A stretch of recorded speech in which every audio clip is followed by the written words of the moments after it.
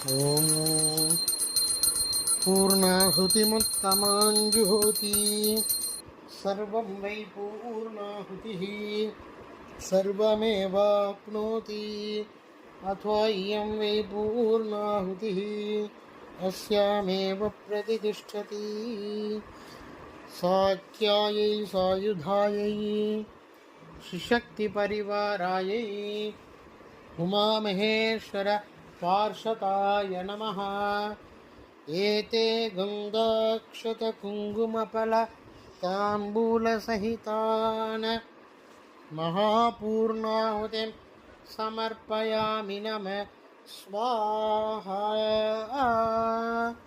पूर्णाहुत्यायै इदन्न मम सप्तते अग्ने समिदः सप्त जिह्वा सप्तर्षयः सप्तधाम प्रियाणि सप्तहोत्रा सप्तदात्वा यजन्ति सप्तयोनिरापृणस्व घृतेन स्वाहा।